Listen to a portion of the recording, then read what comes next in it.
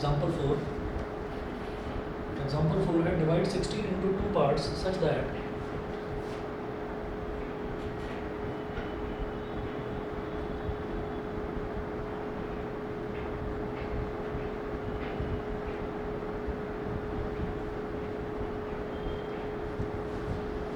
divide 16 into two parts such that twice the square of the larger part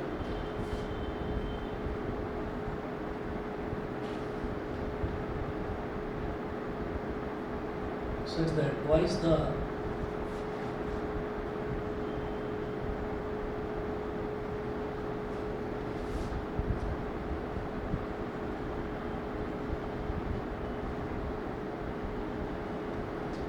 divide 16 into two parts such that twice the square of the larger part exceeds the square of the smaller part exceeds the square of the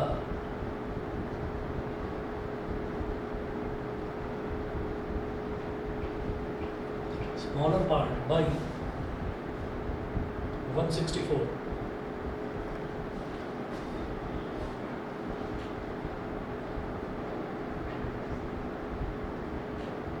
By 164. अब इन्होंने बोला है कि divide 16 into two parts, तो 16 into two parts का मतलब क्या हो गया कि 16 को दो पार्ट्स में डिवाइड करना है, यानी कि दो पार्ट्स में तोड़ना है। तो इसका मतलब क्या है कि अगर एक पार्ट x होगा तो दूसरा पार्ट क्या होगा 16 माइनस एक्स। ये वो वाला डिवाइड नहीं है जैसे कि हम डिवीज़न करते हैं ना, ये वो वाला डिवाइड नहीं है। बेसिकली वो वाला जो डिवाइड है वो भी वही होता है। जैसे देखो आप, जैसे मान लीजिए 2 है, 16 है, 16 को मान लीजिए हम 2 से डिवाइड कर रहे हैं, तो 2 1 सा 2, 2 8 सा 16। इसका मतलब क्या है कि 2 से डिवाइड करा मैंने, तो 2 के कितने पार्ट्स हो सकते हैं, 8 पार्ट्स हो सकते हैं। आपने डिवाइड करा तो ये हो गया 2 2 2 2 4 बार 2, फिर 2 2 2 2, तो टोटल 8 बार 2 हो गया। अब ये जो 8वें बार मैंने 2 लिखा है, इन सबको ऐड करके देख लो।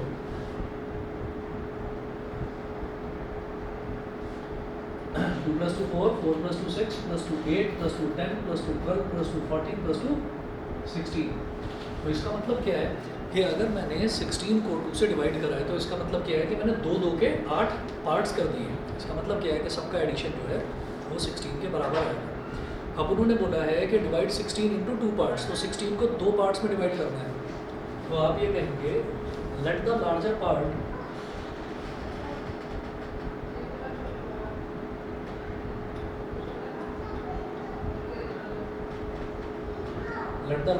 be x and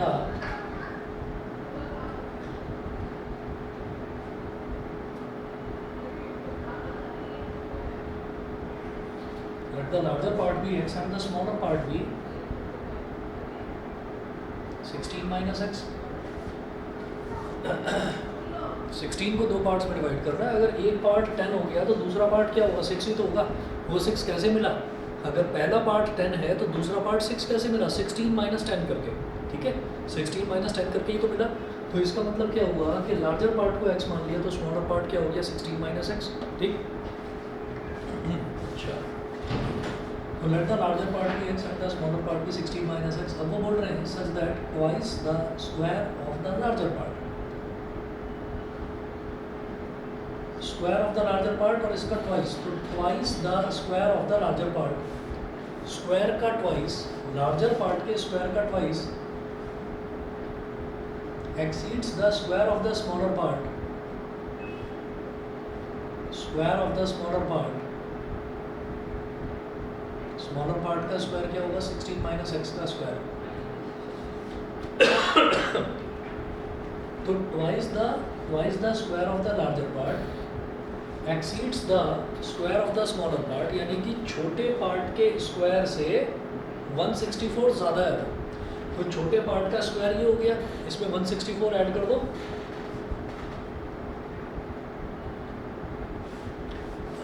तो वो इसके बराबर आ जाएगा। समझ जाइए, ये वही चीज़ है कि भाई छोटे पार्ट के स्क्वायर से 164 ज़्यादा है बड़े पार्ट के स्क्वायर का ट्वाइस। बड़े पार्ट के स्क्वायर का ट्वाइस जो आ रही है, जो टर्म आ रही है, वो छोटे पार्ट के स्क्वायर से 164 ज़्यादा है तो उसमें 164 ऐड कर देंगे। ये समझ में आ गया? मेरी एज आप लोगों से 20 साल ज़्यादा है तो आपकी एज में 20 ऐड कर देंगे, मेरे बराबर हो जाएगा। समझ गए कि नहीं? बताओ भाई, ऑनलाइन वाले बताओ, तीनों बच्चे। Yes sir. समझ गए? सर मैंने 16 माइनस एक्स स्क्वायर को दूसरी साइड लिया माइनस में। इधर ले गए और माइनस में लेकर और इधर इज इक्वल टू 164 लिख दिया, यही तो? यस। ये भी ठीक है, ये भी ठीक है। तो 2 इंटू एक्स स्क्वायर क्या हो गया? 2x square.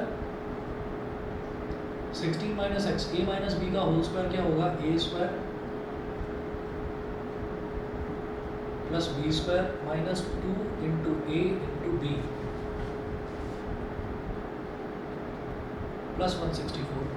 ठीक है? तो 2x square is equal to 16 का स्क्वायर क्या होता है बताइए?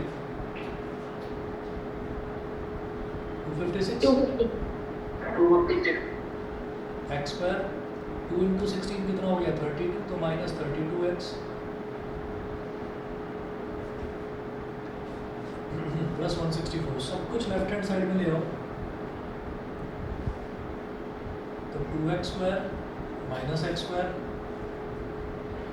प्लस का 32x माइनस का 256 माइनस का 164 इज इक्वल टू 0।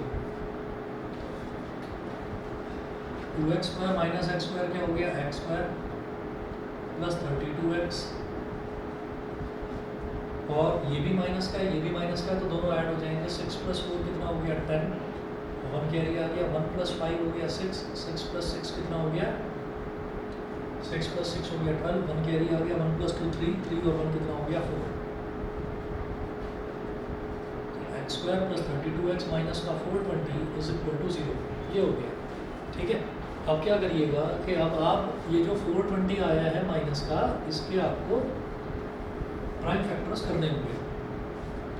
तो इधर देखो एक्स स्क्वायर का कोफिशिएंट तो 1 है, तो 1 अगर माइनस 420 में मल्टीप्लाई हो जाएगा तो वो माइनस 420 ही बचेगा। अब आप क्या करिए, 420 के प्राइम फैक्टर्स कर दो।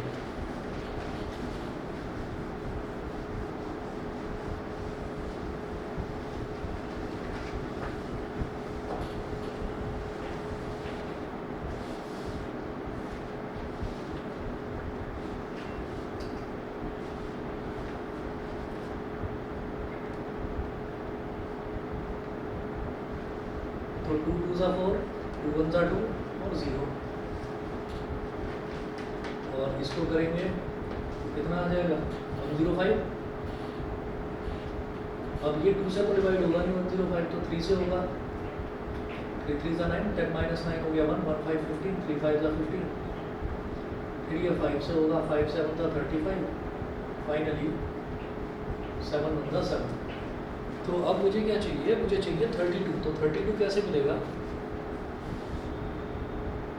3 2 ज़ा 6, 2 ज़ा 12।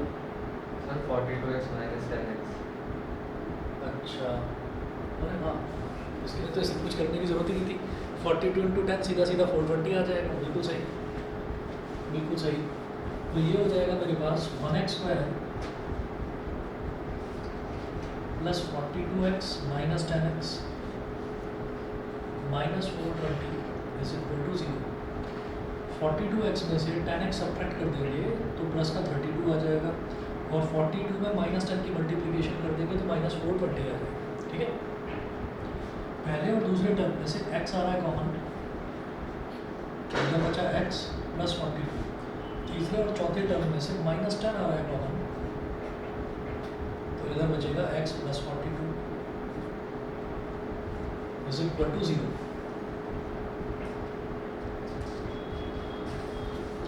ठीक है? इधर भी x प्लस 42, इधर भी x प्लस 42, तो x प्लस 42 ले लिया कॉमन, इधर x है और इधर माइनस 10 है।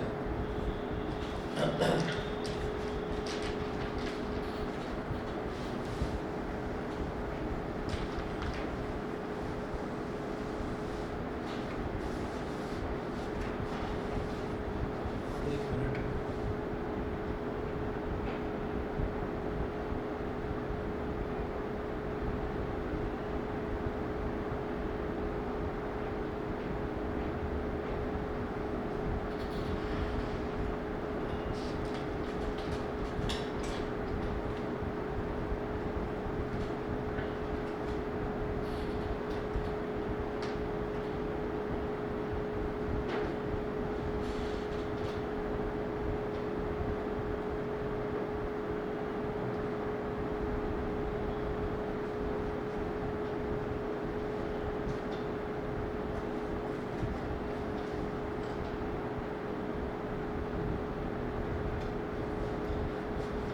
x plus 42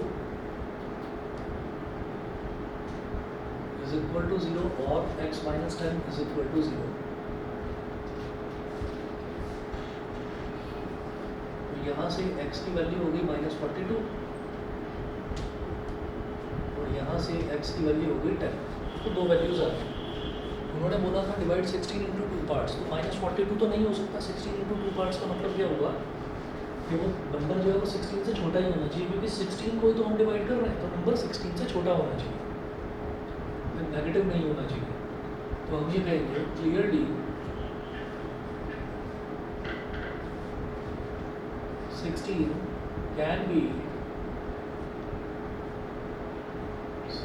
can be divided. Clearly 16 can be divided into 2 parts as 10 and 6. 10 और 6 करके उनको दो अलग अलग पार्ट्स में डिवाइड कर सकते हैं.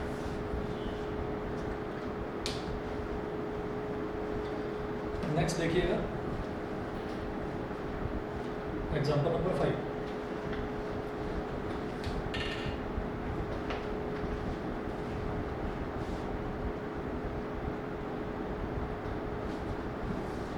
Example 5 में the sum of the squares of two positive integers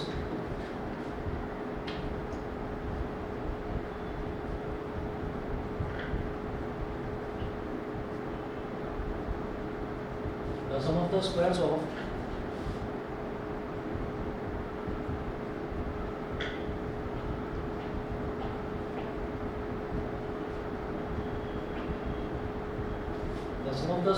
two positive integers is 208.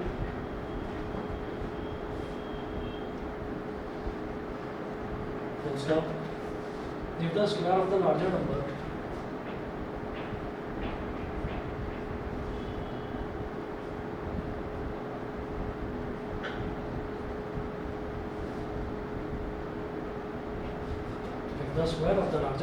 is 18 times the smaller number,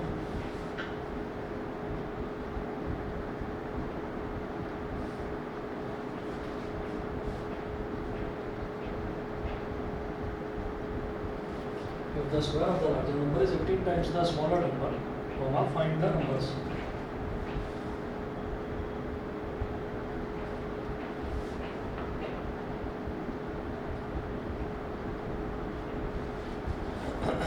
Find the numbers.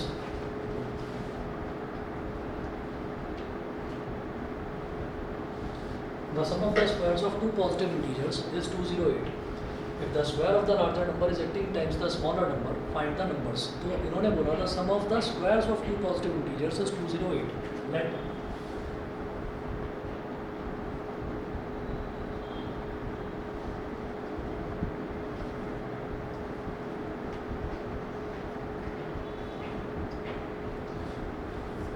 the two positive integers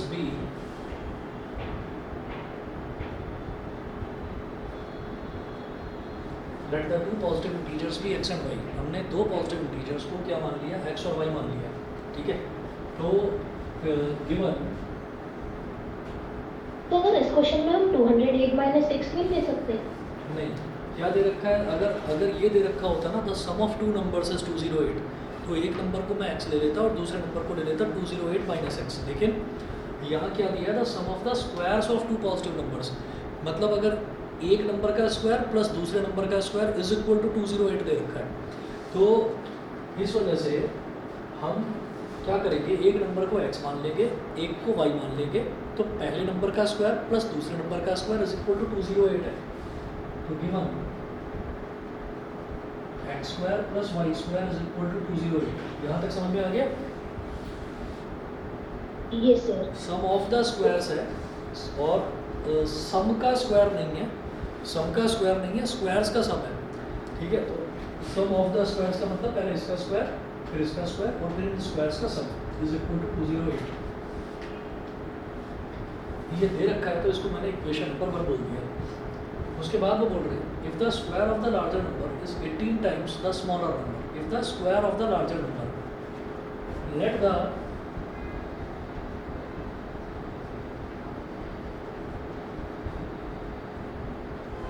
late the larger number be y. आपने क्या करा, आपने larger number को y मान लिया, let the larger number be y. तो larger number y है, अब वो बोल रहे हैं the square of the larger number. तो गिवन स्क्वायर ऑफ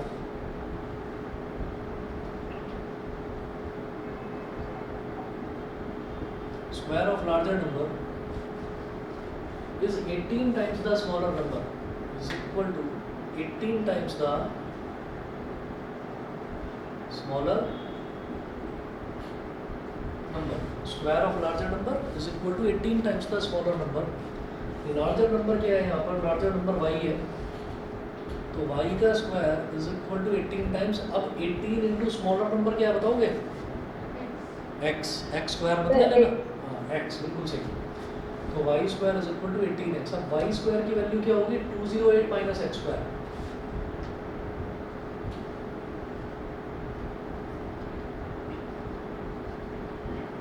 यहाँ लिखना फ्रॉम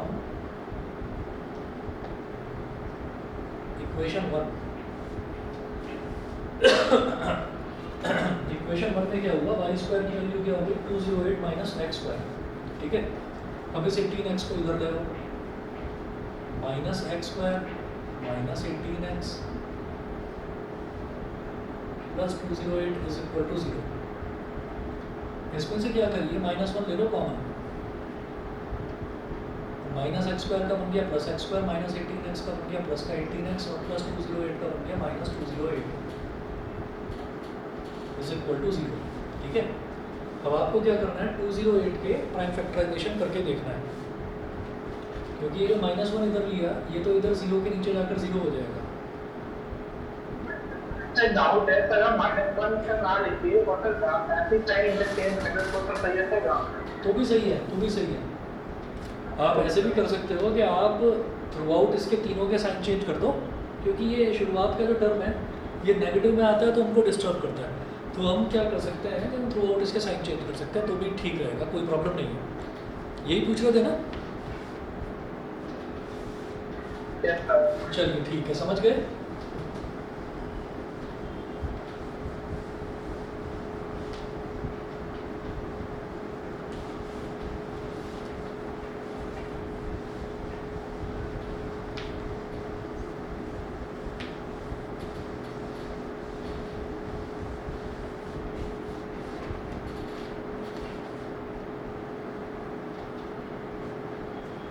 अब देखिए, अगर 208 की प्राइम फैक्टराइजेशन 208 है,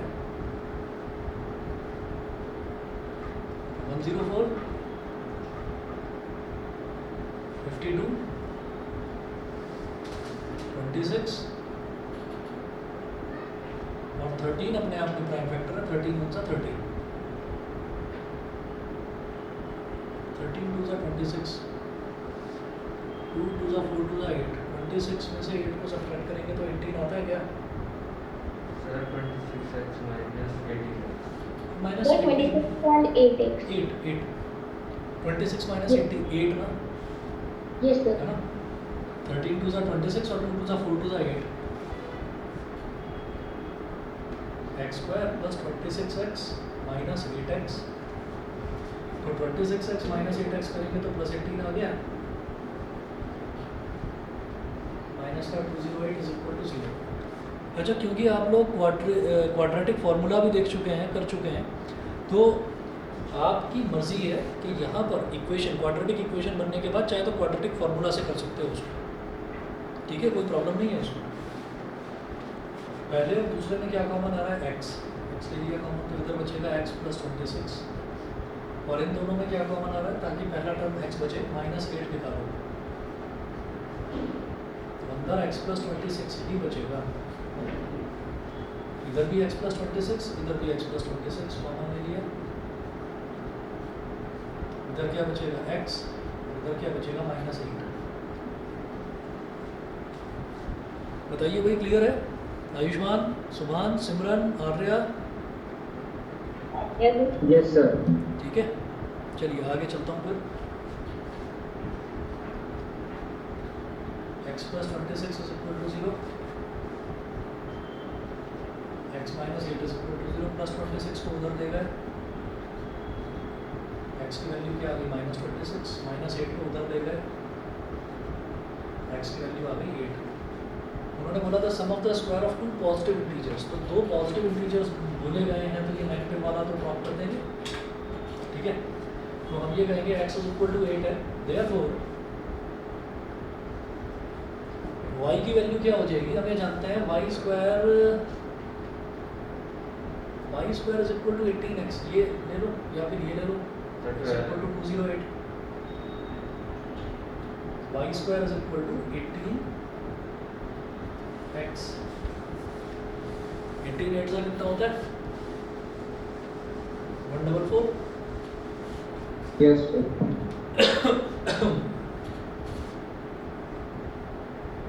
y square is equal to 18 into 8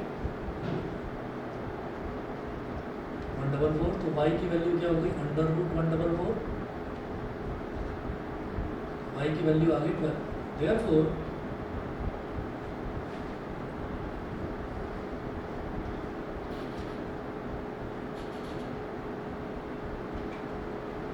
two positive integers will be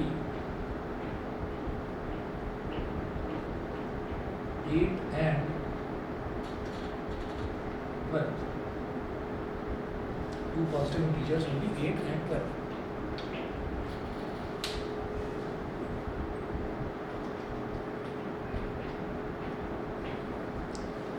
चलिए उसके बाद अगला देखते हैं, एग्जाम्पल नंबर 5 था, फिर एग्जाम्पल नंबर 6 है। एग्जाम्पल 6 चलो करते हैं इसको।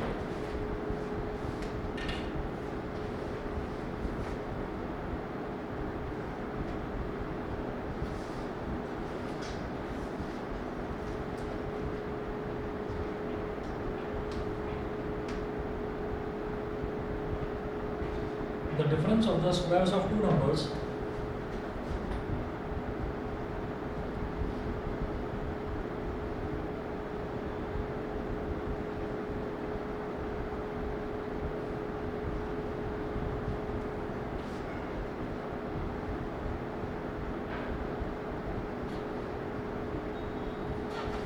difference of the squares of two numbers is 45.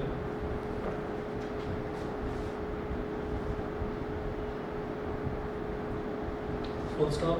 The square of the smaller number is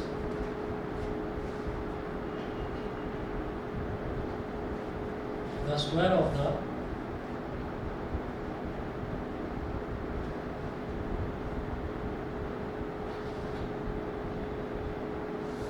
the smaller number is 4 times the larger number.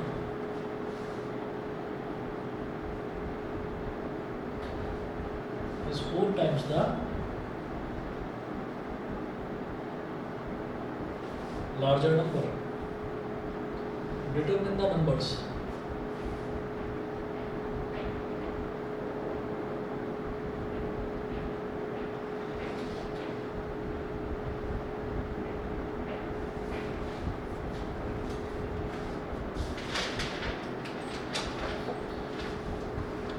तो difference of the squares of two numbers is 45।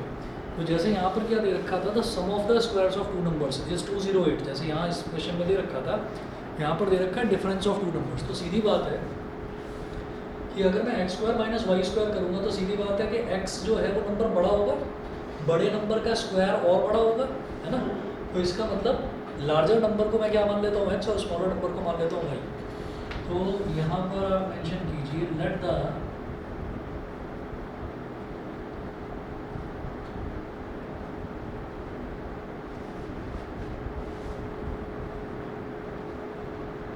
larger number be x and the smaller number be y. Let the larger number be x and the smaller number be y. Larger number को x मान लिया और smaller number को y मान लिया। तो difference of the squares of two numbers is 45. तो given in उनके स्क्वायर्स का डिफरेंस यानी कि x square minus y square is equal to 45। तो सीधी बात है भाई, जब डिफरेंस निकालेंगे तो बड़े वाले में से ही छोटे को सब्ट्रैक्ट करा जाएगा। तो बड़ा वाला नंबर x है तो उसका स्क्वायर और बड़ा होगा, छोटा नंबर y है तो उसका स्क्वायर जो है वो छोटा होगा। तो x square minus y square is equal to 45। अब इन्होंने बोला था square of the smaller number, इसको बोल दीजिए इक्वेशन नंबर 1। और फिर लिखिएगा also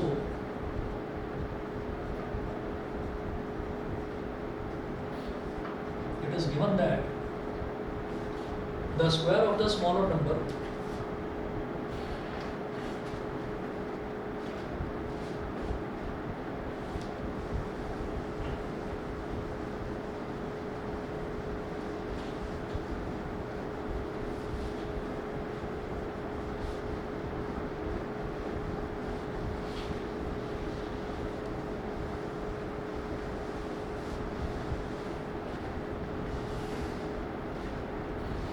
also it is given that smaller number को क्या लिया हमने y, square of the smaller number is 4 times the larger number is equal to 4x, समझ गए मुझे, is equal to 4x। अब सोचिएगा y स्क्वायर की वैल्यू क्या होगी। देखिए ये जो माइनस वाई स्क्वायर है इसको तो इधर ले आओ और प्लस 45 को इधर ले जाओ। तो इक्वेशन 1 से मैं ये कह सकता हूँ कि एक्स स्क्वायर माइनस 45 और माइनस वाई स्क्वायर को उधर ले जाएंगे तो प्लस का वाई स्क्वायर। तो x square minus 45 is equal to y square, ये हो गया। तो वाई स्क्वायर की जगह आप लिख दीजिए एक्स स्क्वायर माइनस 45।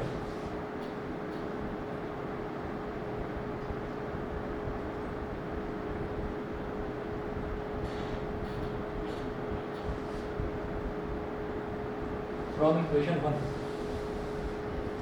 अब ये जो 4x है इसको इधर ले आइए, x square minus 4x minus 45, x square minus 4x minus 45 is equal to 0। ठीक है, और अब ये जो 45 है ऐसे ही समझ लो, 45 के फैक्टर्स क्या क्या हो सकते हैं। 9 5 जा 45 और 9 में से 5 को सब्ट्रैक्ट करेंगे तो 4 आ जाएगा। लेकिन मुझे तो -4 चाहिए, तो क्या करूँ, -9x plus 5x plus 5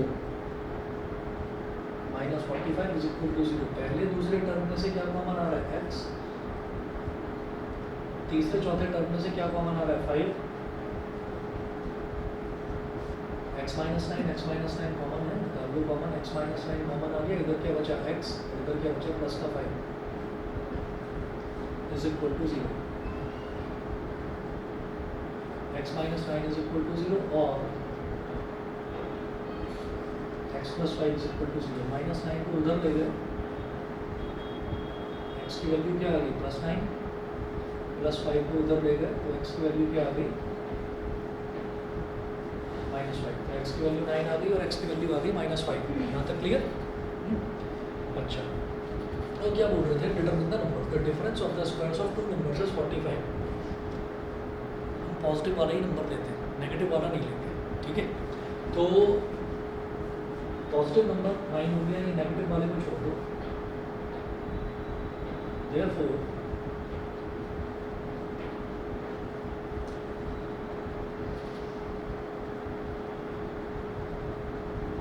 Therefore the two numbers will be, तो जैसे x की वैल्यू 9 आ गई तो यहाँ से y की वैल्यू क्या आ जाएगी, x square minus 45। x is equal to 9, तो ये हो गया। और y square is equal to है x square minus 45, x square minus 45। तो y square is equal to 9 का स्क्वायर माइनस 45 मतलब 81 माइनस 45 कितना हो गया, 36। Y square is equal to 36, it implies that y is equal to 6। X की value 9 आ गई, वाई की वैल्यू 6 आ गई। तो ये हमारे दो नंबर्स हो गए।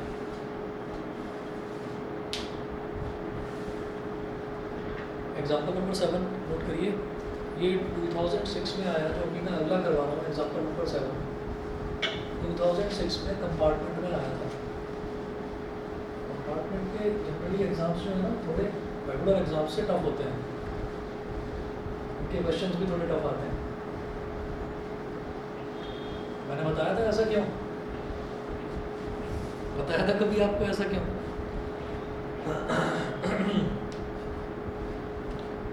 कुछ बच्चे तो स्मार्ट होते हैं, कुछ होते हैं ओवर स्मार्ट।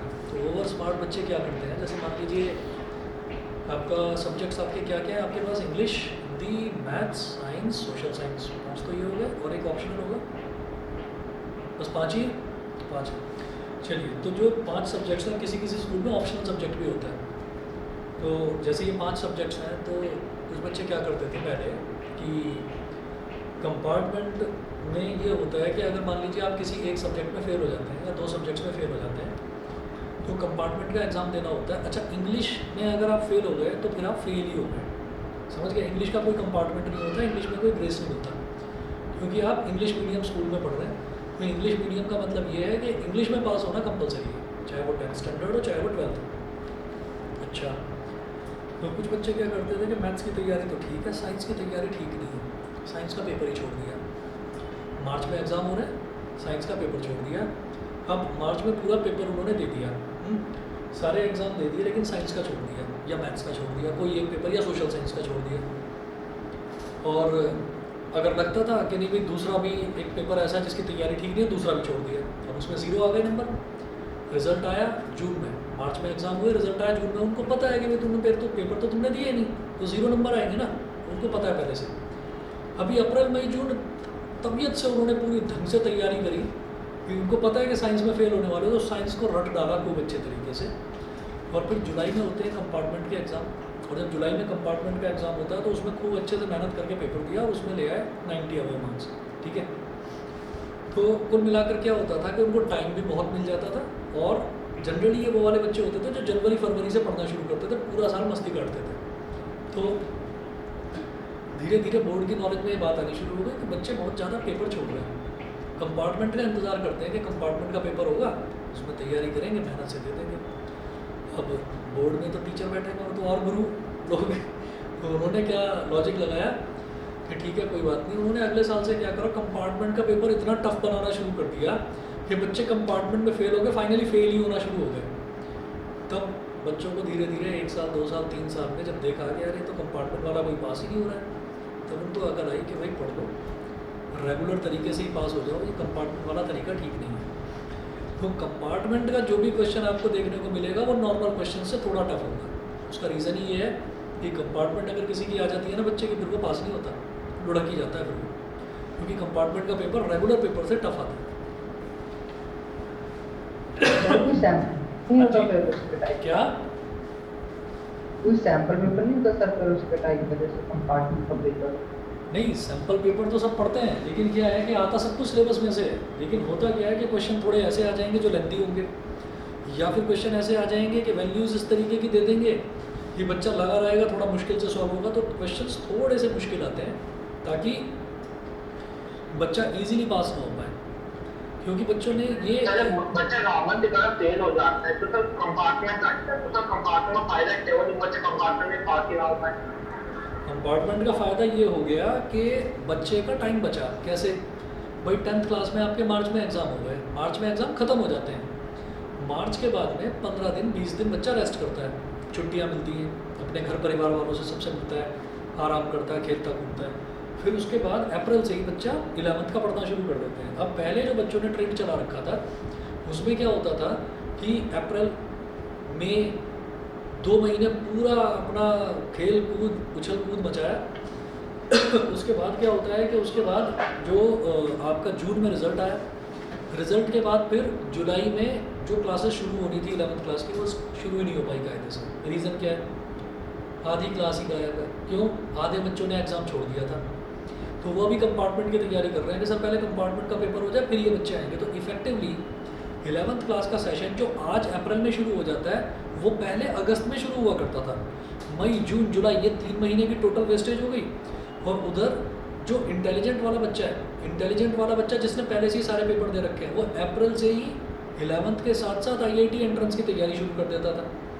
तो क्या होता था कि कंपटीशन इतना कम हो गया था बच्चों में कि जो इंटेलिजेंट बच्चा वो तो और इंटेलिजेंट होता जा रहा है, क्योंकि उसको इंटेलिजेंट बच्चा तो इंटेलिजेंट क्यों है, क्योंकि उसने 5th 6th या 7th क्लास से उसको एक आदत पड़ गई कि तुझे पढ़ना ही पढ़ना है, और पढ़ कर आज अगर आप बिल्कुल नहीं पढ़ते और आपने धीरे धीरे आदत डेवलप करनी शुरू करी पढ़ने की, तो आप पहले 1 घंटे की सिटिंग लगाओगे, फिर कहोगे अरे मेरी कमर में दर्द हो गया, सर में दर्द हो गया, बस आज तो मैंने बहुत मेहनत कर ली, चलो अब आराम करूँगा, ठीक है।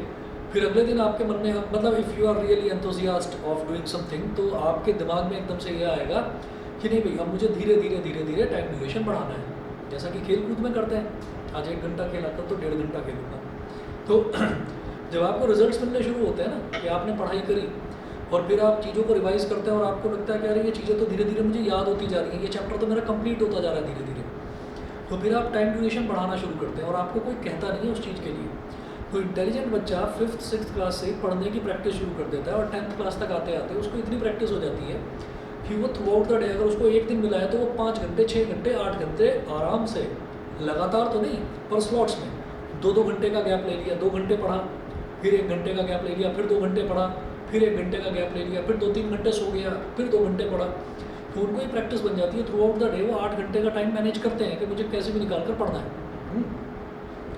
और स्कूल्स के साथ भी वो अपना सेल्फ स्टडी का टाइम देते हैं, 3 घंटे 3.5 घंटे 4 घंटे निकाल लेते हैं कैसे भी करके, क्योंकि उनको मज़ा आने लगता है पढ़ने में। तो इंटेलिजेंट बच्चा धीरे धीरे 10th क्लास तक आते आते इंटेलिजेंट हो गया। ओवर स्मार्ट बच्चा 10th क्लास के बाद का जो सबसे इंपॉर्टेंट टाइम होता है 4 महीने, वो एक स्टूपिड से सब्जेक्ट को पास करने में गुजार देता है, सोशल साइंस। सोशल साइंस में ही लगे पड़े, अरे भैया क्या करोगे इतनी परसेंटेज सुधार के। तो वो जो डफर बच्चे थे वो उन 4 महीने में इतना पिछड़ जाते हैं और इंटेलिजेंट बच्चा उन 4 महीनों में इतना आगे निकल जाता है। तो होता क्या था कि पहले जो सेक्शंस बनते थे ना, तो ABCD ये 3-4 सेक्शंस जो बनते थे स्कूल्स में, उन सेक्शंस में क्या होता था, मैं उन स्कूल्स की बात कर रहा हूँ जो रेप्यूटेड स्कूल्स हैं, तो जहाँ पर 7-7 8-8 सेक्शन होते हैं। तो शुरुआत के जो 3-4 सेक्शन हैं ABCD, उनमें सारे इंटेलिजेंट बच्चे आते थे, और जो लास्ट के सेक्शन होते हैं EFGH जो लास्ट के सेक्शन होते हैं उसमें वो बच्चे आते हैं जो कंपार्टमेंट का पेपर देकर आते हैं। तो स्टूडेंट्स की इंटेलिजेंस में गैप आता जा रहा था।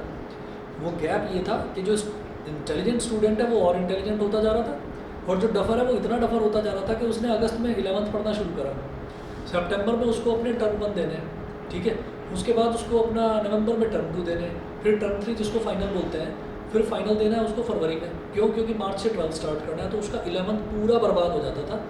और बर्बाद होने के साथ साथ क्योंकि भाई टाइम चाहिए, किसी भी सब्जेक्ट को पढ़ने के लिए टाइम चाहिए। आपने 4 महीने तो गंवा दिए ना, आपने 4 महीने तो गंवा दिए, 2 महीने खेलने कूदने में, 1 महीने 10th का रिजल्ट का इंतजार करने में, और 1 महीने कंपार्टमेंट के एग्जाम देने में। क्यों?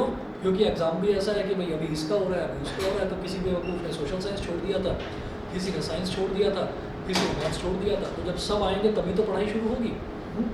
तो इस वजह से टाइम बहुत वेस्ट होता था। तो धीरे धीरे CBSE ने इतना अच्छा इलाज निकाला कि कंपार्टमेंट का पेपर ही टफ बनाना शुरू कर दिया। चलो भैया तुम पेपर छोड़ो।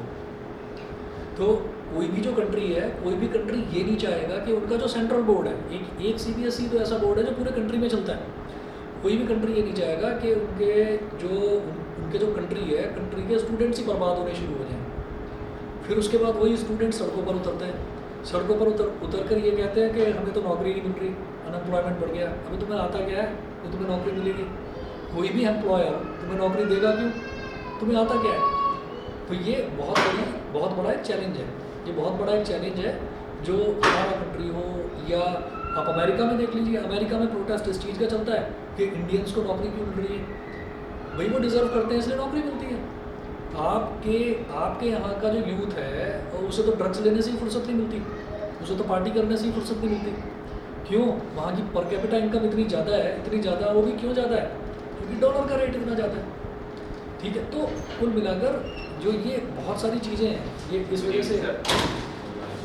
से करी जाती है, ठीक है, ताकि कुल मिलाकर जो इंटेलिजेंस लेवल है, जो IQ लेवल इसी चीज़ से बढ़ता है कि धीरे धीरे IQ लेवल कंट्री के जब यूथ का बढ़ेगा तो कंट्री आगे बढ़ेगी।